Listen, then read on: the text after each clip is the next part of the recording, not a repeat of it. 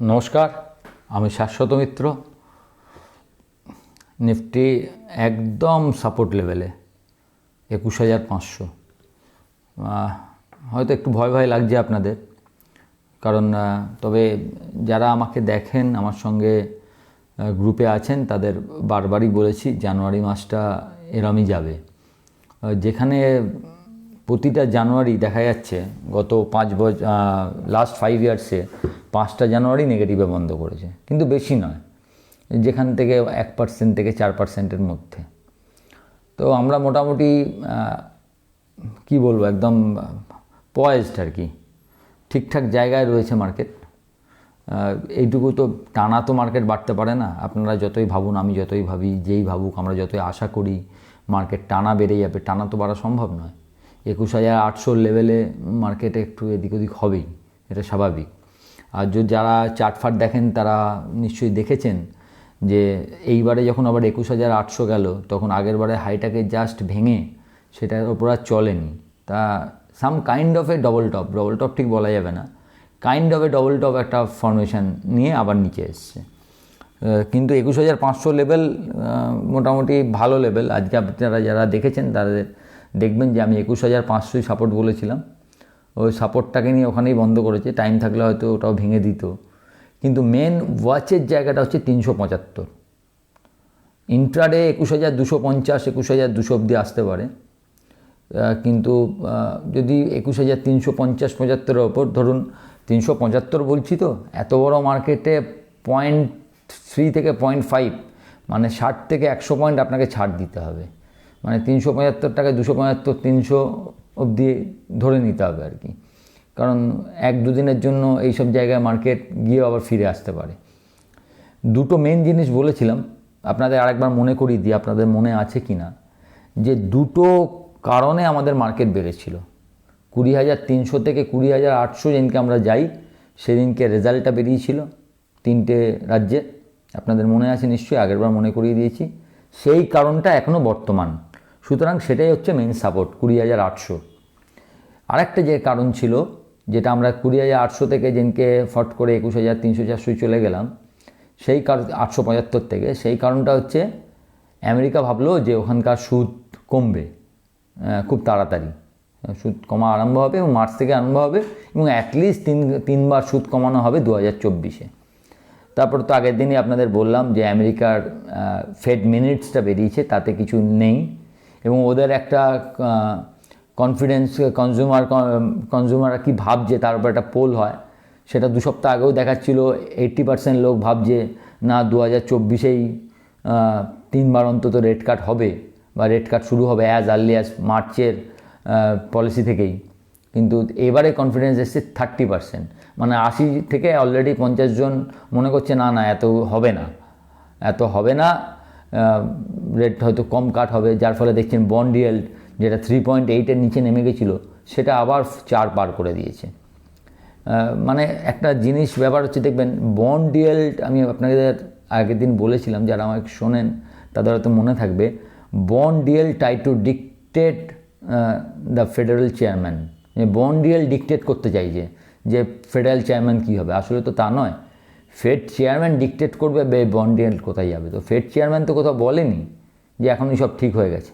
তিনি তো টানাই বলে যাচ্ছেন যে আমাদের মেন ফোকাস হচ্ছে যাতে ইনফ্লেশন কমে, রেট কাটের কথা পরে ভাববো, অ্যাজ অ্যান্ড হোয়েন রিকোয়ার্ড, এই শব্দবন্ধরা ব্যবহার করেছিলেন। তো সুতরাং এই জায়গাটা আজকে যখন আমরা বন্ধ হচ্ছি, তখন দেখাচ্ছিল ডাউ জোন্স প্রায় 185 থেকে 200 পয়েন্ট ডাউন। তো যদি এখন আপনারা রাত্রেই বুঝতে পারবেন, যদি দেখা যায় ডাউ শেষ বেলায় একটু রিকভার করলো, তাহলে আমরা হয়তো ওপরে এই জায়গায় হয়তো জায়গাটা হোল্ড করে যাব। যদি দেখা যায় কালকে 200 পয়েন্টের নিচে ডাউ 400-500 পয়েন্ট মাইনাস হয়ে গেল, তাহলে হয়তো আমরা কালকে আরও অনেকটা মাইনাসে খুলব। তো এই যে 500 লেভেলে জায়গাটা কিছু করে যাওয়ার জায়গা নয় যে আপনি এটা নিয়ে যাবেন, এখান থেকে বেচে দেবেন, এখান থেকে কিনে নেবেন, বেচতে পারবেন না, কারণ 750-700 থেকে 200 পয়েন্ট আজকে পড়েছে, এবং মার্কেট যথেষ্ট স্টেবল মার্কেট। এই নয় যে মার্কেট হারিগিরি করছে, এখনও পর্যন্ত করছে না, যখন করবে তখন সেটা বলবো। ফলে আপনি নতুন করে কোনো পজিশন করতে পারছেন না, আবার এখানে কিনেও যেতে পারছেন না, কারণ ডাউকে আপনি মাইনাস দেখছেন, এই হিসাবে আপনি কিনে যাওয়ার রিস্ক কীভাবে নেবেন, যেখানে দেখছেন ডাউ 200 পয়েন্ট মাইনাসে আছে। তবে আজকে আমার মনে হয় আপনারা যারা যদি কেউ কাজ করতে যান, আমার মনে হচ্ছে অনেকবার স্টপ লস খাওয়ার চান্স আছে। কারণ যেরকমভাবে মার্কেট নিচে পড়ছিল তখন আপনারা নিশ্চয়ই পুট কিনবেন, আবার উপরে চলে গেছে। পুটের স্টপ লস যদি কেউ দেন তো কেটে যাবে, আবার পড়েছে, আবার উঠেছে। মানে ট্রেডিং করাটা একটু কঠিন ব্যাপার ছিল। এইসব ডেগুলো ট্রেডিং এড়াতে হয় আমাদের। অবশ্য ট্রেডিং শুধু যে আমরা ট্রেডিং পয়সার জন্য করি তা তো নয়, অনেক সময় কিছুটা একটা বেশ দেখানোর যে আমিও করতে পারবো, টাকা পয়সা এখান থেকে, এই মার্কেটে সুবিধা। শুধু যদি আপনি পয়সার কথা ভাবেন তাহলে তো আমরা অনেক চিন্তা ভাবনা করে অনেক কিছু করে, আমরাও যখন আমি প্রথম শুরু করেছি তখন পয়সা তো যাবে আসবে, ঠিক আছে একটু দেখি এই আমার আইডিয়াটা ঠিক হচ্ছে কিনা, এরকম করতে গিয়ে অনেক পয়সা গেছে আর কি। এবং সবারই যায়, এটাই স্বাভাবিক আর কি। তো সেই জায়গাটা যত তাড়াতাড়ি বন্ধ করতে পারবেন তত মার্কেটে যত প্রফেশনাল হয়ে যাবেন না। শুধুমাত্র খালি কাজ করবো এরম করে আমার জায়গা, আপনি যেটা দেখে এসছেন, আপনার যে ট্রেড সেট আপ, সেই ট্রেড সেট আপে যদি মেলে, আপনি যা যা ভেবে এসছেন, মিললে কাজ হবে, না মিললে সারাদিন বসেই দেখে যাব, আজকের দিনটা আমি লক্ষ্যই করব, এই মানসিকতা নিয়ে আসা খুব মুশকিল মার্কেটে। কারণ মার্কেট সবসময় আমাদের মনে হয় না, ধরুন একটা দেখলেন যে একটা শেয়ার চলছে, এটা নিলে হয় ভাবছেন, তো নিলেন না, হঠাৎ বেড়ে গেল, আপনার মনে হলো এটাই আমার লস, বাবা নিলাম না, 5টা টাকা বেড়ে গেল, 1000-এর লট ছিল 5000 হতো। এটা আমাদের হয়, একইভাবে বেচার ক্ষেত্রেও হয়। ফলে আমরা কাজ করে ফেলি।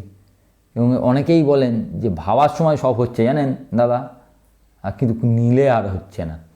ব্যাপার কি, আমরা এই ভাবতে না অনেকটা দেরি করে ফেলি, এটা হচ্ছে তার কারণ।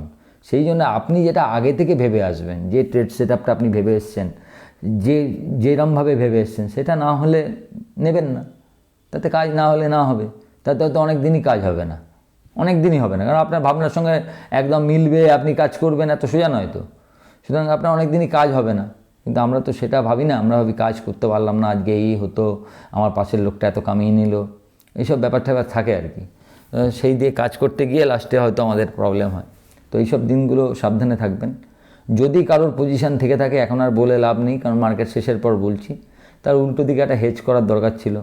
যে 500 যদি কারোর লং পজিশান থেকে থাকে, সে একটা 400 পুট নিতে পারতো, বা যদি শর্ট পজিশান থেকে থাকে 650 বা 600 কল নিতে পারতো, যাতে লসটা মিটিগেট করা যায়। আগের দিনই মনে হয় আপনাদের বলছিলাম যে এখন যে মার্কেটটা, সেই মার্কেটটা ওয়ান সাইডেড কাজ করার নয়। আপনাকে নাই বুল কল স্প্রেড, নাই বেয়ার পুট স্প্রেড, কিংবা রেশিও স্প্রেড, কিংবা বাটারফ্লাই, এই ধরনের কিছু করতেই হবে। কারণ আপনি তো যে জায়গা থেকে, একটা কথা লক্ষ্য করেছিলেন কিনা জানি না, আগের দিন বলেছিলাম, যেখানে মনে করবেন এখান থেকে ভেঙে অনেক পড়বে, সেখান থেকেই মার্কেট ঘুরছে। আর যেখান থেকে মারবেন যে এখানে থেকে ভেঙে আরও ওপরে যাবে মার্কেট, রেজিস্ট্যান্স ভেঙে গেছে, যেমন 800 সময় আমরা এদিনকে ভাবছিলাম, সেটা কি হলো? আবার হয়তো 500 ভাবছি যে ভেঙে যাচ্ছে, 300 কালকে হয়তো যদি দেখায়, দেখবেন হয়তো ওখান থেকেই, মানে আমি করছি, আমার ভয় লাগছে না আর কি। কারণ আমার কাছে ক্লিয়ার আছে জায়গাগুলো। যেন আমি বলি, আপনারা যারা লং টার্ম বা মিউচুয়াল ফান্ড করেন, তারা একটা জিনিস দেখতে পারেন, যদি এটা সম্পূর্ণ আমার ধারণা, আমি কাউকে ইনভেস্ট করার জন্যও বলছি না, এবং আমি সেবি রেজিস্টার্ড নই, সুতরাং ইনভেস্ট করার কথা আমি বলতেও পারি না। আমার আইডিয়াটা আপনাদের সঙ্গে শেয়ার করছি, আপনারা নিজের ফিনান্সিয়াল এক্সপার্টের সঙ্গে কথা বলে তারপর ডিসিশান নেবেন। সেটা হচ্ছে, কোনো কারণে যদি 21,000, 20,900 এইসব জায়গায় আসে, মানে যে কারণটা প্রথমে আমাদের ছিল 20,300 থেকে 20,800 যাওয়ার, সেটা তো ভোটের কারণ। ওই 20,800, 21,000-এ গিয়ে যারা এখনও পর্যন্ত এই রানটায় কোনো পয়সা করতে পারেননি, মানে হট করে বেড়ে গেছে, আপনাদের টাকা দেয়া হয়নি, তারা ওখানে, যারা স্টকে মনে করবেন স্টকে, যারা মিউচুয়াল ফান্ডে মনে করবেন মিউচুয়াল ফান্ডে, একটা 40%, 30 to 40% ইনভেস্ট করতে পারেন। আপনার যে টাকাটা এখন রয়েছে, আপনি যে টাকাটা ইনভেস্টমেন্টের কথা ভাবছেন, সেটা যদি ওই লেভেলে আসে, তো আপনি ওখানে একটা ইনভেস্টমেন্ট করতে পারেন। ইন্ডিভিজুয়াল স্টক দিয়ে বলতে গেলে ব্যাংকটা আজকে 2 উইক লাগলো, এবং ব্যাংক 47,500 নিচেও বন্ধ করেছে। কিন্তু ব্যাংকের লেভেলটা হচ্ছে একটু নিচে, 46,700, আপনাদের নিশ্চয়ই মনে আছে। ব্যাংক একটু বেশি বেড়ে গেছিলো, বেশি বাড়া হলে বেশি পড়েছে, সিম্পল। যদি আজকে বেশি পড়েনি, 200 এগেনস্টে 600, 1:3 ঠিকই আছে। কিন্তু আর একটু যেতে পারে। ব্যাংকের জায়গাটা সাপোর্টে, মেন সাপোর্টের জায়গাটা একটু নিচে আছে, 46,700, যেটা নিফটির ক্ষেত্রে 46,250, 46,375। 375টা যেহেতু মার্কেট পড়ার সময় একটু ওভার যায় লিমিট, সেই জন্য আরও 100 পয়েন্টের আমি একটা কুশন রাখলাম, সে 21,250 এইসব জায়গায়। তবে কালকে যদি দেখেন যে কোনো কারণে ডাউ খুব একটা এই 100-200 পয়েন্টেই বন্ধ হয়েছে এবং সকালবেলাও মোটামুটি একই জায়গায় আছে, আর আমাদের মার্কেট সমান সমান খুলেছে বা 550-এর কাছে, তাহলে ওখান থেকে একবার বেচতে পারেন 600-কে স্টপ দিয়ে। একটু নিচে এলেও আসতে পারে। আবার একইভাবে যদি দেখেন ডাও এরম বন্ধ হওয়াতে আমাদের মার্কেট তাও 100 পয়েন্ট 150 পয়েন্ট নিচে খুলেছে, 375, 350 এসব লেভেলে, সেক্ষেত্রে 250-কে স্টপ মেনটেন করে একবার লং করে দেখতে পারেন।